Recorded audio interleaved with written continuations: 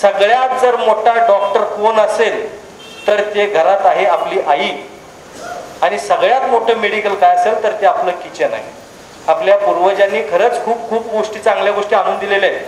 जेवल्यानंतरच भात का खायचा असतो थोडासा, माहिती आहे? पित्तशामक. हा, तांदूळ हे पित्तशामक आहे. बघा की आपण आपल्या ग्रंथात नाही आहेत, गणपतीला भूक लागलेली असते आणि कुबेराचं घर सुद्धा खायला जाते, त्यावेळेस तांदूळ दिल्यानंतर गणपती थांबतो ना, बाकीचं भूक शमावते ना त्याची. तर भूक आपली जी आहे ती कंट्रोलमध्ये ठेवण्यासाठी, पित्त कंट्रोल ठेवण्यासाठी भात जेवल्यानंतर 2-3 घास का असं खात चला. बरीच लोक भातच खातात. अहो घ्या होती मांजरा बिबट्या नाही. तर हे भात खायचं बरं का, नाहीतर बरीच लोक बघा डाएट करतात, नुसती चपाती खातात, जेवल्यानंतर पाणी प्यायचंच नाही म्हणतात. अरा काय सांगायचं अशा लोकांच्या. अहो आपल्या ग्रंथात नाही, आयुर्वेदात नाही, किंवा आपल्या पूर्वीच्या लोकांनी सांगितलं जेवायला बसताना बसतात ना, तांब्या घेऊन जेवायला बसायला सांगायचे, बरोबर आहे का नाही? तांब्या 2 वेळा, सकाळी एकदा आणि जेवताना एकदा. तर जेवताना पाणी घेऊन बसायला पाहिजे असं सांगायचे ना. आमच्या आईने आजी तरी सांगायची बाबा, जेवायला बसताना पाणी घेऊन बसत जा, ठसका लागू नये म्हणून पाणी पाहिजे आपल्याकडे, आणि पाणी हे थोडं पिलं पाहिजे. आयुर्वेदात सांगितले तब्येत ओके राखायची आहे, सगळ्यांना सुंदर दिसायचं आहे, सगळ्यांना ताकद टिकवायची आहे. पण हल्ली डाएट म्हणून आपण जे उपाशी मरतो हे मरू नका. 1-2 तासांनी थोडं खायचं, म्हणजे जेवायलाच पाहिजे असं नाही. तुम्ही फळं खाऊ शकता, ड्रायफ्रूट खाऊ शकता दुसऱ्या तासाला, 2 तासांनी, असं थोडं. पोटाला ताण पडेल असं कधीही जेवायचं नाही. नाहीतर आमच्याकडे पद्धतच वेगळी आहे. आमच्याकडे बघा इंग्रज लोक कशी मेंटेन होती, ते जेमतेम जेवायचे. जेवताना त्यांचं बाजूला सांडायचं नाही. आमच्या इथं 3 मांजरं जगतात ती बाजूला सांडलेल्यावर. हा, कोंबड्या आहेतच, काय सांगायला नको. त्याच्या हाताला जेवढं चिकटलेलं असतंय ना जेवताना, तर काय विचारायची सोय नाही. जेवताना मोजकं जेवण जेवायचं, पण थोड्या वेळानं जेवायचं. इंग्रज लोक मोजकं जेवायचे, जेवलं ना तेवढंच असं करायचं, तेवढंच हात धुतला की झालं. आमच्या इथं जाते साबण लावते तरी पण तेलकट जायचं नाही, असं करते आणि परत होते. काय उपयोग आहे बघा. ऑइली किती खातो बघा आपण, हे थोडंसं टाळलं पाहिजे. हे बघा 25 पर्यंत काहीही खाल्लं तरी पचलं पाहिजे असं पाहिजे. 25 ते 50 काय ही आपण तासांनी खायला सुरुवात करायची. 2 तासानं थोडं खात राहायचं. हे आपण अगदी 75 पर्यंत टिकवलं पाहिजे. 25 पर्यंत 2 वेळा, 25 ते 50 2 वेळा जेवायचं, पण मध्ये 2 तासांनी थोडं काहीतरी खात राहायचं. मग मनुके खा, बेदाणे खा तासांनी. पुढच्या तासात थोडंसं तुम्ही ड्रायफ्रुट्स, तुम्ही बदाम खावा. काजू जास्त खायचे नाही, उष्णता वाढते. त्यानं तुम्ही पोट मेंटेन राहील, ताकद टिकून राहील, तुमचा स्टॅमिना टिकून राहील. हे उगाच आपलं जेवतोय तिथंच जरा जास्त जेवलो, कमी कधी खातोस ते सांग. पाहुण्यांच्या घराला गेलो म्हणून जास्त जेवायचं, बायकोनं जेवण चांगलं केलं म्हणून जास्त जेवायचं. एक दिवस असंच उपाशी राहायचं. मग ते शरीर अनबॅलेन्स होते. मिळतंय का नाही मिळतंय त्याला गॅरंटी लागत नाही. हे जर तुम्ही केलात तर व्यवस्थित होते. रात्री बघा तुम्हाला सांगतो 7 नंतर काहीही खायचं नाही. आमच्या इथं एकेकाच्या घरात 10 वाजता कुकरची शिट्टी वाजते आणि 11 वाजता जेवायला बसतात. आमची आजी सांगायची संध्याकाळी 7 नंतर भूत जेवतात, तू भूत असशील तर जेव म्हणायची. हा, ते उतारा उतरून टाकायचे ना, 7 नंतर टाकायचे. बघा पूर्वी असायचं, उतारायची पद्धत असायची. 7 वाजले का बघायचं, 7 वाजून गेले ना मग टाका उतारा. संध्याकाळी 7 नंतर भूत जेवतात. मग तुम्ही भूत असाल तर संध्याकाळी 7 नंतर कुकर लावा, नाहीतर तिकडे त्याला आग लावा जेवणाला सगळं. मग ते वाढणं तर काय होईल. बरं, खायचं आणि टीव्ही समोर बसायचं. शतपावली करतात का? किती लोक जातात खरं सांगा शतपावलीला? खायचं ते आलं बघा वरपर्यंत, गुळण्या टाकत बसायचं आणि म्हणायचं काय पोट सुटायला लागले, जरा हालचाल कर राजा. काय होत नाही, हालचाल नको, आराम पाहिजे प्रत्येकाला. आराम हराम आहे माहिती आहे तरी सुद्धा तेच पाहिजे असते. म्हणून विनंती करतो, जरा शरीराला यातना द्या, हे करा. आता मी जाता तुम्हाला 2 गोष्टी सांगणार आहे. प्लीज मी पुन्हा एकदा सगळ्यांच्या पाया पडतो आणि 2-3 गोष्टी सांगतो, तेवढ्या प्लीज ऐका बरं. प्लीज मी खरंच कळकळीची विनंती करतो. 2-3 गोष्टी कुठल्या आहेत माहिती आहे का? की पहिली गोष्ट आहे की शरीर नीट सांभाळा, हसत राहा. हसत राहा, शरीर नीट सांभाळा. कारण हे परत कुठंच मिळत नाही. शरीराचा एखादा पार्ट जर निकामी झाला तर काय आहे का? पॅरालिसिस झालेलं फक्त करते ते काय उपयोग आहे का? जगण्याला अर्थ आहे का? सांगा. एखादा डोळा गेला मग महत्व कळतंय, एखादा हात तुटला मग महत्व कळतंय, शुगर मध्ये पाय काढायला लागला मग रडत बसायचं घरात, काय उपयोग आहे? तर हे सगळं व्यवस्थित राखायचं असेल तर शरीर हे जे आपल्याला परमेश्वरानं वापरायला दिलंय त्याचा वापर करावा. माणसं वापरत नाहीत. सुंदर बायको करायची आणि घरातून बाहेर काढायची, अशीच मरणार ती. काय उपयोग आहे? अहो चेष्टा नाही करत, खरं आहे. आणि म्हणायची कशी सांभाळली, दागदागिन्यानं कशी सांभाळली, काय उपयोग आहे? त्या बिचारीची तिचा अवस्था बेकारच करून ठेवला ना. विचार करावं. चांगला आहे, आयुष्य सुंदर आहे, सुंदर बनवू शकतो, अजून सुंदर बनवू शकतो. तर या 2-3 गोष्टी सांगतोय मी, खरंच पाया पडून सांगतो की जे म्हणजे आमच्या पूर्वीची लोक खरंच खूप हुशार होते. त्यांनी जे पेराव केले ना हे सुद्धा योग्य होते.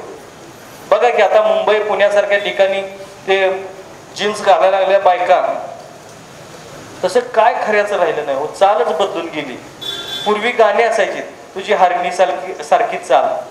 आता कवीनं पेन चावून खाल्ला शेवटी. आता कसली चाल लिहू म्हणून त्या गाण्याला चाल लागेना. आता काय करायचं? आणि आपल्या मंडळीचं काय बोलायलाच नको. इकडचे गेले, बायकोची अपेक्षा काय आहे? असा पाहिजे तसा पाहिजे. पण हाय का? हे जर वाढलंय,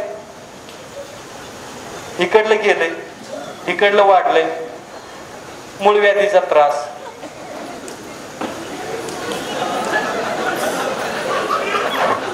काय करायचं? बायकोनं काय तू आनंदात आहेस का दुःखात आहेस कसं ओळखायचं? ओळखायचं कसं? चालताना सुद्धा करता येतं ना, मुठी आवळून चालायचं. ही अवस्था. क्या हो गया है तुम्ही? काय परिस्थिती झाली, कुछ लेते क्यों नाही? चला, मूळव्याधीचा त्रास असेल ना, खूप काही लिंबू सैंधव मीठ खाल्ल्यानंतर सुद्धा मूळव्याध बरं होतंय. गणपतीला लाल फुलं घालतात, जास्वंदाचीच ना, काय म्हणतात, जास्वंदच ना इकडे, जास्वंद. तर जास्वंदाच्या पाना ते असतात ना, हे असतात ना, पाकळ्या असतात ना फुलांच्या, हा, त्या चावून खाल्ल्यावर सुद्धा एका दिवसात मूळव्याध बरं होतंय. करून बघा. अहो गणपतीला जे ठेवतात ना, सगळं घालतात ना, हे आपल्याला माहित नाही. दुर्वा पेन किलरचं काम करते. पोटात दुखायला तर कुत्रा असू दे, मांजर असू दे, जाऊन खातं की नाही दुर्वा? तुम्ही कधी प्रयोग केलाय का? हो. आम्ही काय जनावर आहे काय? अहो आपण खरंच आहे असं म्हणतोय ना. आम्ही काय करतोय? नको तिकडे पैसा घालतोय. अहो खरं सांग काय, तिकडे पैसा घालवण्यापेक्षा ना कुठतरी फिरायला जावा. ह्या जग दुनियेत काय तर बघून मेलेल्याचं तरी समाधान. उद्या मारायचे आज मारायला लागू दे, तर बघून मरू. आणि स्वतःच्या शरीरावर भरोसा ठेवा. किडनी, तुमच्या किडनीची साईज किती आहे माहिती आहे का तुम्हाला? बर नाही? घर किती स्क्वेअर फीटचं आहे? घर माहिती आहे? संघ येणार आहे का? शेत किती एकर आहे?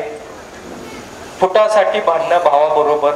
80-85% कोर्ट कचेरीतले जे दावे हेवे दावे आहेत ते आपल्याच माणसाने आपल्यावर घातलेले आहेत, आहे ना. 15-20% मला वाटते का असे असतील.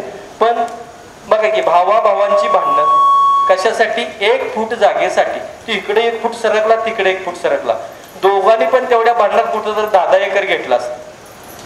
पण नाही, तेच पाहिजे, आमच्या वडिलांचं आहे. अरे तू कष्ट केला असेल तर भांडणं. तुझ्या बापानं कष्ट केलं, दोघं पण बापाच्या ह्याच्यासाठी भांडतंय. 6-6 इंच घ्याने व्हा ना बाजूला. नसेल तर जाऊ दे, घेतलं भावानं म्हणा, जाऊ दे, विसरून टाका. कशाला पाहिजे टेन्शन घ्यायला? हे ते कोर्ट कचेऱ्या. शहाण्या माणसानं दवाखान्याची आणि कोर्टाची पायरी चढू नये म्हणतात. सगळ्यात जास्त गर्दी दवाखान्यात आणि कोर्टात. मग सांगा मला, आपण हाय का? म्हणून सांगतो, काळजी घ्या. सगळ्यात महत्वाचं आहे ते, फार मोठी गोष्ट आहे ती, स्वतःची किडनी सांभाळा. परवा माझ्याकडे एक जण आले होते साहेब, मला म्हणले अहो माझ्या किडनीतनं एवढा मोठा खडा काढला, तुझ्या किडनीवर काय दरड कोसळलेलं का रे, का तुला डायनासोरची किडनी गाठलेली, एवढा खडा. आणि माझं बायको ती होतीच बिचारी आपली, होय होय प्लॅस्टिकच्या पिशवीतनं घालून आणला होता, ती मागं तुंतून वाजवायला आहेच.